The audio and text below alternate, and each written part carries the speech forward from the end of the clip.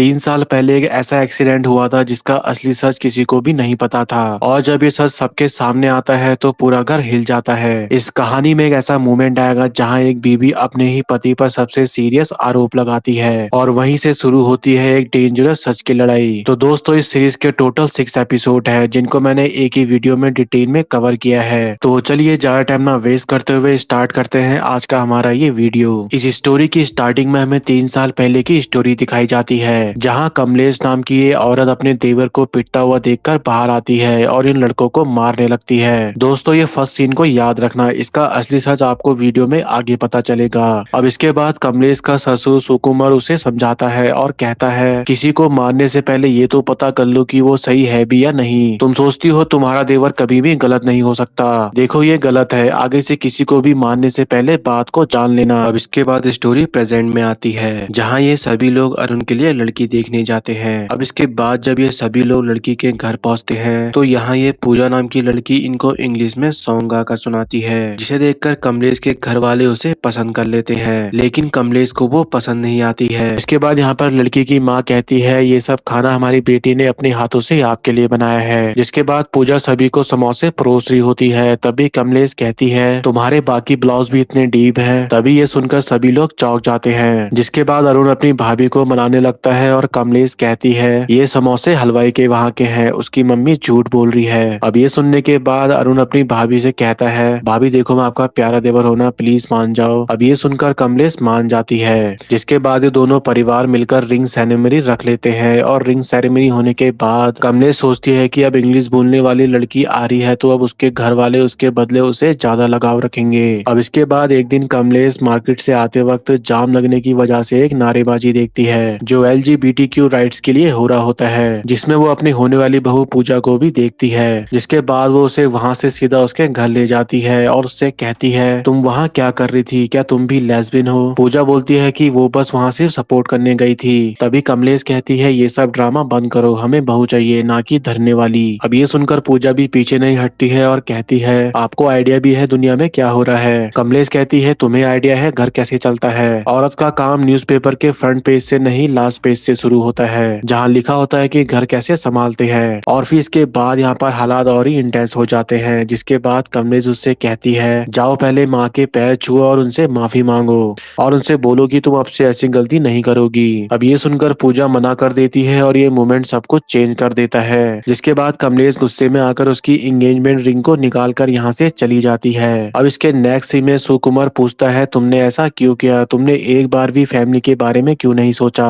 तभी विनय कहता है मेरी बीवी को लगता है अगर पूजा जैसी इंग्लिश बोलने वाली लड़की इस घर में आएगी तो उसकी जगह कम हो जाएगी और हम इस पर ध्यान नहीं देंगे, क्योंकि कल रात ये मुझसे बोल रही थी कि अगर मैं भी BA कर लूंगी तो दोनों बहुएं ग्रेजुएट हो जाएंगी। तभी विनय कहता है तुम समझ नहीं रही हो, ऐसा कुछ भी नहीं है, लेकिन तुम जो गलती करके आई हो उसे सही करके आओ। पर कमलेश कहती है मैं नहीं जाऊंगी। अब ये देखकर अरुण उसे मनाने लगता है और इसी दौरान यहाँ पूजा भी आ जाती है। जिसके बाद वो कमलेश को बताती है कि आपके जाने के बाद पापा के सीने में दर्द हुआ था और फिर हमें डॉक्टर ने बताया कि उन्हें एसिडिटी हुई थी, पर उन्हें आधे घंटे तक यही लगता रहा, शायद मेरे रिश्ता टूटने की वजह से उन्हें हार्ट अटैक आया था। अब इतना बताते ही पूजा बताती है मैं उस रैली में इसलिए गई थी क्योंकि जिनके साथ गलत होता है और जो लोग खुद के लिए आवाज नहीं उठा पाते हैं, इसलिए हम जैसे लोग उनके लिए आवाज उठाते हैं और इसीलिए मैं वहाँ सपोर्ट के लिए गई थी। अब ये सुनने के बाद कमलेश पूजा को माफ करके उसे अपने हाथों से रिंग पहना देती है और फिर इसके कुछ टाइम बाद शादी की तैयारियां शुरू हो जाती है। और जिस दिन शादी होती है उस दिन पूजा के सर में दर्द और उसे काफी बुखार होता है, लेकिन वो शादी करने के लिए दवा खाकर सारी चीजें मैनेज करने लगती है। अब इसके बाद सुहागरात वाली नाइट को पूजा अरुण से कहती है मेरी तबीयत काफी खराब है इसलिए मैं आराम करना चाहती हूँ, ये चीजें हम फिर कभी कर लेंगे। लेकिन यहाँ पर अरुण उसकी एक नहीं सुनता है, लेकिन पूजा उससे कई बार मना करती है पर वो उसकी बिल्कुल भी नहीं सुनता है और जबरदस्ती उसके साथ इंटीमेट होता है। अब इसके अगले दिन मॉर्निंग में पूजा कहती है तुमने मेरा रेप किया है। अरुण कहता है अगर तुम्हें ऐसा लगता है तो तुम बाहर जाओ और घर वालों से मेरी शिकायत कर दो, और इतना कहते ही वो उसे बाहर भेज देता है। और पूजा बाहर जाते ही वो औरतों की बातें सुनती है जिसमें कमलेश कह रही होती है औरतें एटम बम से नहीं डरती हैं, वो डरती है तो बस तमाशे से, भले ही घर में मौत हो जाए लेकिन वो तमाशा नहीं चाहती है। अब ये सुनकर वो वापस कमरे में चली जाती है। तभी अरुण पूछता है क्या तुमने भाभी को कुछ बताया तो नहीं? तभी पूजा मना कर देती है। अब ये सुनकर अरुण कहता है तुम्हारी पहली गलती थी इसलिए मैं तुम्हें माफ कर रहा हूँ, आगे से ऐसा दोबारा मत करना। और इतना कहते ही वो उसके साथ फिर से इंटीमेट होने लगता है। तभी दूसरी तरफ विनय अपनी बीवी के पैर दबाने के लिए अपनी बेटी को दादी के साथ सोने के लिए भेज देता है। अब इसके नेक्स्ट डे कमलेश पूजा को छत पर खड़ा देखकर डर जाती है, जिसके बाद वो उसके पास जाके उससे पूछती है तुम्हारे और अरुण के बीच कुछ हुआ है क्या। तभी पूजा बोलती है कि मैं अपने घर जाना चाहती हूँ। अब ये सुनकर कमलेश उसको जाने से पहले रसोई की रस्म पूरी करने को कहती है, जिसके बाद पूजा रसोई की रस्म पूरी करती है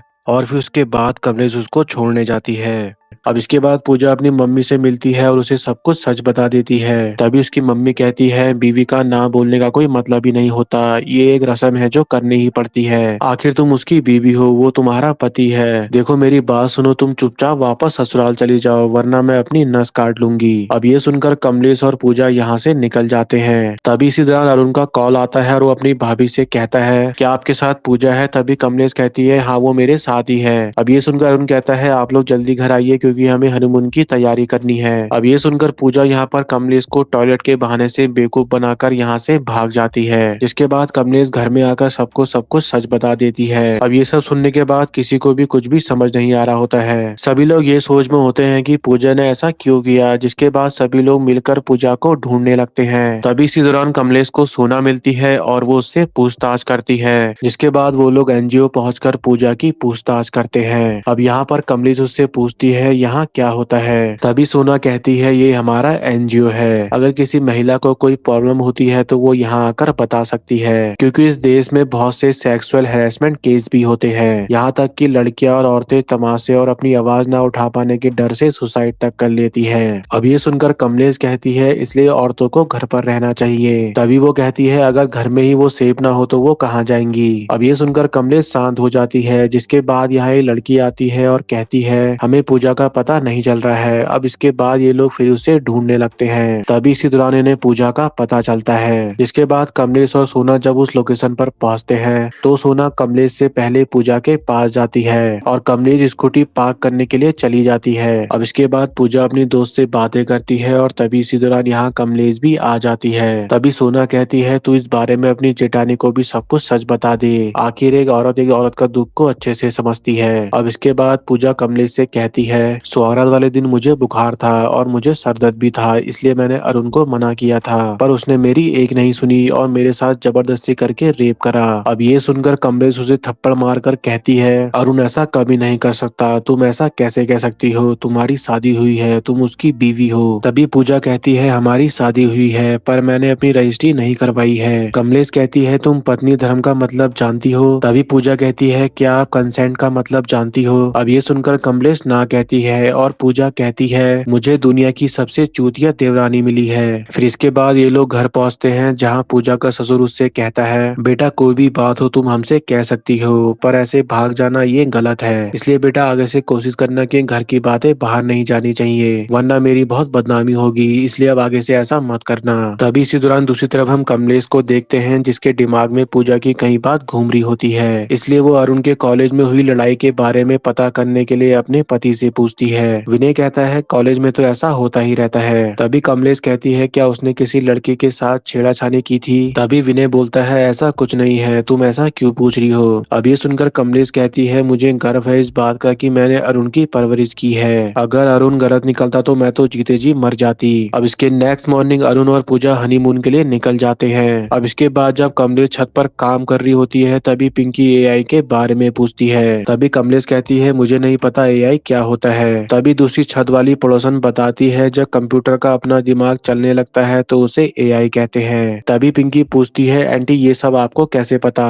तभी वो बोलती है कि ये सब तो अखबार के पहले पन्ने पर छपा था इसलिए मैंने पढ़ लिया। अब ये सुनकर कमलेश यहाँ पर खुद को कंपेयर करती है, क्योंकि वो हमेशा अखबार की बैक साइड ही पढ़ती है। अब इसके बाद वो सोना से मिलने के लिए एनजीओ जाती है और उससे पूछती है क्या मैं तुम्हें चूतिया लगती हूँ। तभी सोना बोलती है हाँ आप चूतिया हो, पर चूतिया होना गलत नहीं होता, पर चूतिया तरह का मेडल बनकर सीने में टांगना गलत है, इसलिए अब आपका अखबार का फ्रंट पेज बनने का टाइम आ गया है। अब ये सुनकर कमलेश समझ जाती है कि पूजा ने सोना को सब बता दिया है। अब इसके बाद कमलेश एनजीओ की हेड से कंसेंट के बारे में पूछती है और कहती है अगर औरत ना कहे तो उसका मतलब क्या होता है और क्या ये बात शादी के बाद भी लागू होती है। तभी ये हेड उसे बताती है सिर्फ शादी हो जाने से लड़कियों का अपने शरीर पर अधिकार खत्म नहीं हो जाता, फिजिकल रिलेशनशिप बनाने से पहले सहमति जरूर है। अगर ऐसा ना हो तो इसे जबरदस्ती और रेप कहा जाएगा। अब ये सुनने के बाद कमलेश कहती है अगर लड़का अच्छी फैमिली का हो तो ऐसा नहीं करेगा। तभी हेड कहती है कभी कभी फैमिली को लगता है कि वो अपने बच्चे को अच्छे से जानती है, पर हमेशा ऐसा नहीं होता। अब ये सुनकर कमलेश यहाँ पर कांप सी जाती है। तभी दूसरी तरफ पूजा अरुण से कहती है फर्स्ट नाइट जो कुछ भी हुआ था मैं उसे भूलकर एक नई शुरुआत करना चाहती हूँ और मुझे पता है इन सब में फिजिकल रिलेशनशिप भी जरूरी है, लेकिन क्या इस सब में आगे बढ़ने से पहले हम एक दूसरे को अच्छे से जान सकते हैं। और वो कहती है मैं तुमसे बात कर रही हूँ और तुम प्लीज ये सब फिर से मत करो, पर वो उसकी एक नहीं सुनता है और उसके साथ जबरदस्ती इंटीमेट हो जाता है। तभी अगली मॉर्निंग ये दोनों घूमने जाते हैं जिसमें पूजा खुश नहीं होती है। तभी इसी दौरान अरुण उसके साथ जबरदस्ती फोटो क्लिक करता है ताकि वो घर भेज सके। तभी दूसरी तरफ हम कमलेश को देखते हैं जो अब न्यूज़पेपर फ्रंट से पढ़ने लगती है और इसी बीच वो चीजों को और सही से समझने के लिए एनजीओ भी जाती है और हर औरतों की दर्द भरी कहानी सुनती है, जिसमें एक औरत बताती है उसके पति ने उससे कभी उसकी मर्जी तक नहीं पूछी और उसके साथ जबरदस्ती रेप किया और उसकी इन हरकतों की वजह से वो काफी डर से गई थी और उस डर के मारे वो कुछ बोल तक नहीं पाती थी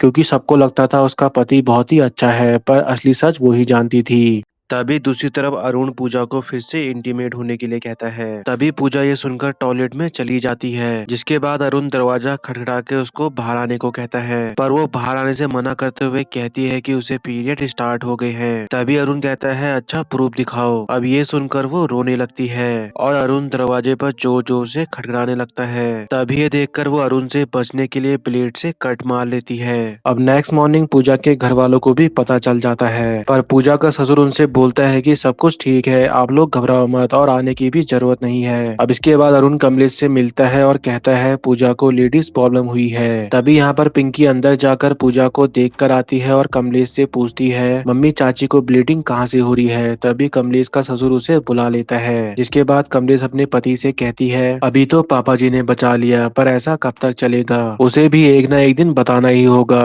आज दुनिया इतनी आगे बढ़ गई है, क्या ऐसी कोई चीज नहीं हो सकती जिसमें माँ अपनी बच्ची को बिना शर्म के बता सके कि उसकी चाची को खून कहाँ से बह रहा है। अब इतना कहते ही कमलेश अंदर जाती है और डॉक्टर से मिलती है। तभी डॉक्टर उसे बताती है कि उसे पीरियड नहीं हुए हैं, बल्कि उसने अपने प्राइवेट पार्ट पर ब्लेड से कट मारा है। अब ये सुनकर कमलेश पूरी शॉक हो जाती है और सभी घर वालों से कहती है आप सभी लोग यहाँ से चले जाओ, मैं यहाँ सब कुछ देख लूंगी। अब सब लोग के जाने के बाद जब पूजा को होश आता है और कमलेश उससे पूछती है ये सब कैसे हुआ, तभी वो कहती है मुझसे अब और ज्यादा बर्दाश्त नहीं हो रहा था, इसलिए मैंने अरुण से बचने के लिए खुद ही कट मारा है। और अगर आपको लगता है मैं झूठ बोल रही हूँ तो एक बार खुद से करने की कोशिश कीजिए। कोई भी लड़की झूठ बोलने के लिए इस दर से कभी नहीं गुजर सकती। अब ये सुनकर कमलेश कुछ भी बोल ही नहीं पाती है, जिसके बाद वो घर जाती है और पूजा की तरह ही करने की सोचती है, पर उसकी हिम्मत ही नहीं हो पाती। तभी वो यहाँ पर पूजा के दर्द के बारे में सोचकर खूब रोने लगती है। अब इसके नेक्स्ट डे कमलेश पूजा से मिलकर कहती है तुम सही थी, तुमने सही कहा था कि तुम्हें दुनिया की सबसे चूतिया जेठानी मिली है। अब ये सुनकर पूजा सॉरी बोलती है और रोने लगती है। कमलेश कहती है अब रोना नहीं है, मैं भी 2 दिन काफी रोई हूँ, मुझे सही को समझने में वक्त लगता है, लेकिन जब मैं एक बार समझ जाती हूँ तो लड़ मरती हूँ, इसलिए जो जो इसमें जिम्मेदार है सबकी रिपोर्ट लिखकर नाम लिख रही हूँ और इस पर पहला नाम मेरा ही है। अब तुम देखो मैं कैसे हिसाब पूरा करती हूँ। अब इसके नेक्स्ट सीन में जब अरुण हॉस्पिटल पहुँचता है तो उसे पता चलता है कि पूजा तो सुबह ही डिस्चार्ज हो गई थी। तभी वो यहाँ पर ओपीडी वाली को बिल की कॉपी देने का बोलकर डॉक्टर से मिलने जाता है और जब वो डॉक्टर से मिलता है तो वो उससे ये नहीं पूछता कि उसकी बीबी कब तक ठीक होगी, वो यहाँ पर उससे ये पूछता है कि वो कब तक अपनी बीबी के साथ इंटीमेट हो सकता है। अब ये सुनकर डॉक्टर को बहुत ही गुस्सा आता है और वो कहती है तुम्हें तो जेल में होना चाहिए था, तुम्हारी बीवी ने अपने प्राइवेट पार्ट के हिस्से को कितना डीप कट किया है और तुम यहाँ आकर ये पूछ रहे हो कि तुम उसके साथ दोबारा फिजिकल कब हो सकते हो। तभी इतना बोलते ही वो गार्ड को बुलाकर उसको यहाँ से बाहर करवा देती है। अब इसके बाद हम कमलेश और पूजा को घर पर देखते हैं। दरअसल कमलेश पहले पुलिस में कंप्लेंट करने जा रही थी, लेकिन अपनी ससुर की वजह से वो घर आ जाती है, क्योंकि उसे विश्वास होता है कि उसके ससुर न्याय जरूर करेंगे और खुद अरुण को जेल भिजवा देंगे। अब इसके बाद कमलेश अपनी पिछली कहानी बताती है कि जब उसकी बेटी हुई थी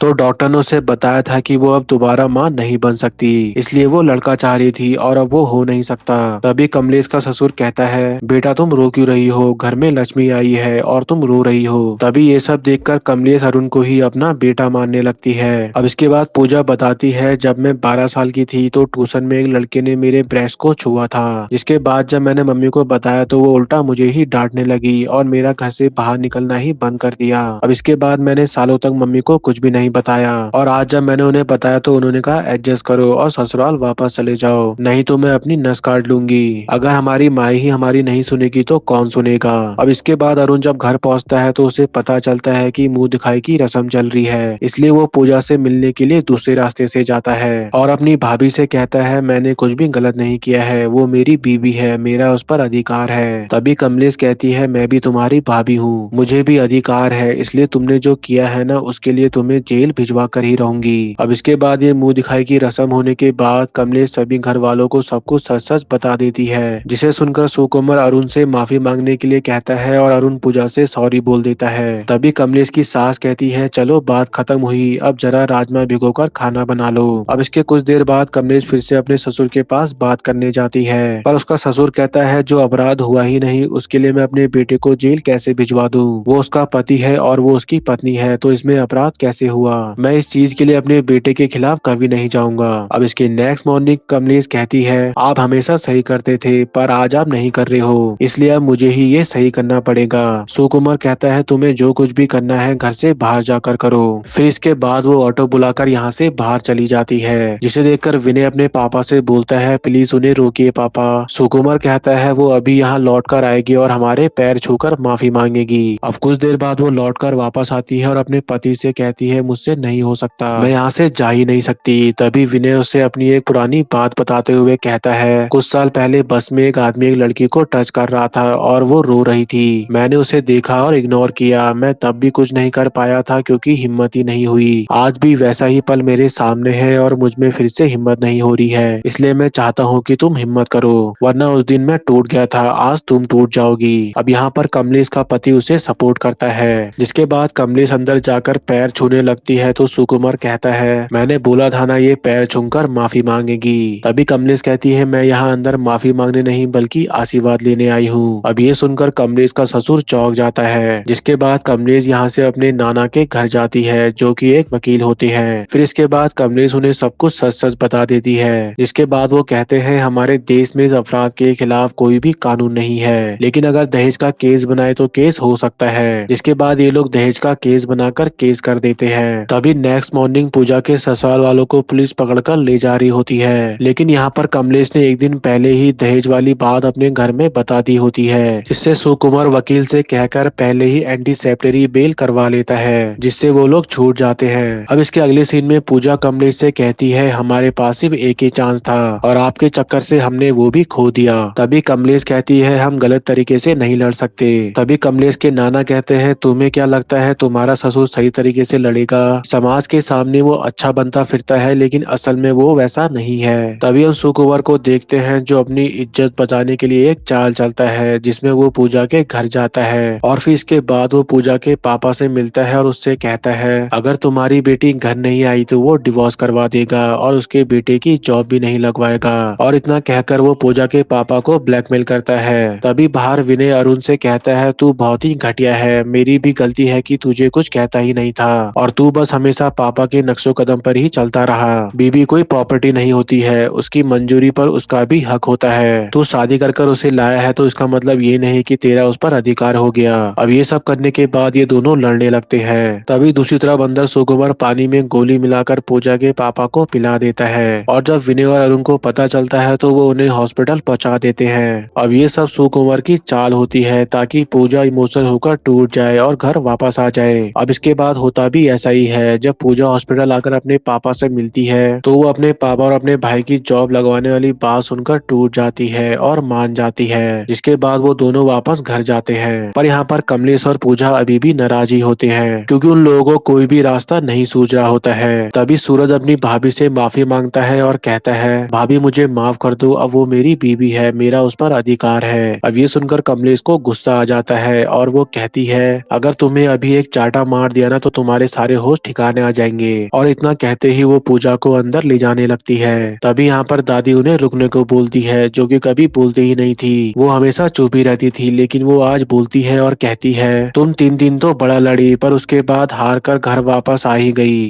वापस उनके जूते खाने। पूजा कहती है, आपको तो पता ही है, पापा ने नींद की गोलियां खा ली थी और मुझसे बोला ससुराल वापस लौट जाओ। दादी कहती है, तुम दोनों को समझ ही नहीं आ रहा है, सालों से लोग ऐसे ही औरतों को परिवार और परंपराओं के नाम पर बेवकूफ बनाते आ रहे हैं। कमलेश कहती है, तो हम क्या करें, केस हम कर नहीं सकते क्योंकि ऐसा कोई संविधान है ही नहीं जिस पर हम उन पर केस कर सके, फिर हम करे तो आखिर क्या करें। दादी कहती है, कुछ नहीं करना है, बस अपनी चुप्पी तोड़नी है और समाज को सब बताना है, क्योंकि औरतों को अपनी आवाज खुद ही उठानी पड़ेगी। अगर हर औरत में हिम्मत आ गई तो हर मर्द उसे हाथ लगाने से पहले 100 बार सोचेगा। अब दादी की बात सुनकर दोनों का हौसला बढ़ता है और वो दादी को गले लगा लेते हैं। अब इसके नेक्स्ट डे कथा में कमलेश कथा करती है, जिसमें वो कहती है, पहले सीता माता, रुक्मणी माता, राधा माता सभी की अलग अलग कथाएं होती थी, पर आज सभी औरतों की कहानी एक ही होती है। पैदा हुए बच्चे किए और मर गई औरतों, और अब तो औरतों के शरीर पर भी उनका कोई अधिकार नहीं रह गया है, वो अधिकार भी पति का है। और इतना कहते ही वो पूजा को बुलाती है। इसके बाद पूजा पब्लिक के सामने सबको बताती है कि उसके पति ने उसकी मर्जी के खिलाफ उसके साथ फिजिकल रिलेशनशिप बनाए और उसका रेप किया।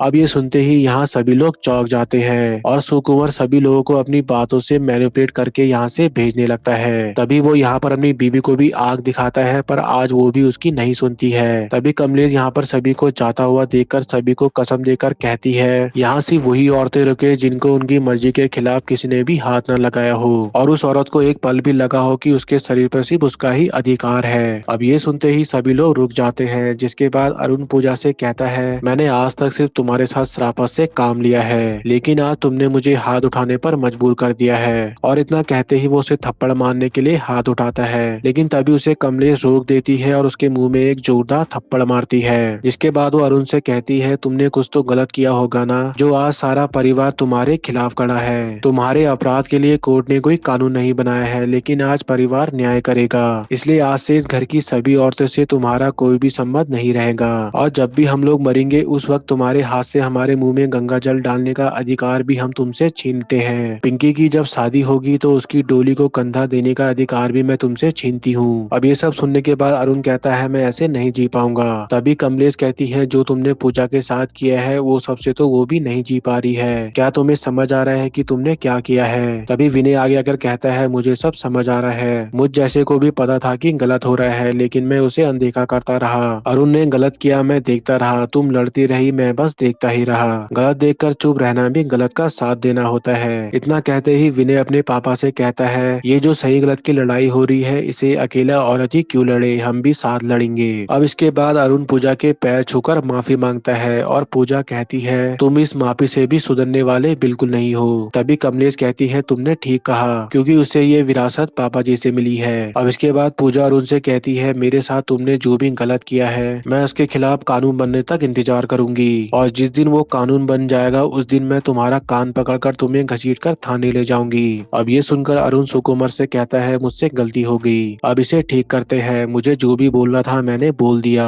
तभी कमलेश अपने ससुर से कहती है, अब हमारा बोलना बंद और आपका सोचना शुरू होता है। और इतना कहते ही सभी औरतें वहाँ से जाने लगती है। तो ये थी इस कहानी की सच्चाई, जहाँ एक औरत को अपने ही घर में इंसाफ के लिए लड़ना पड़ा। और सबसे बड़ा सवाल, क्या शादी के बाद पत्नी का ना का कोई मतलब नहीं होता है? आप इस बारे में क्या सोचते हैं? अपनी राय कमेंट में जरूर बताना, क्योंकि ये सिर्फ एक स्टोरी नहीं बल्कि रियलिटी भी है। और इसी के साथ हमारी ये वेब सीरीज भी यहीं पे खत्म होती है।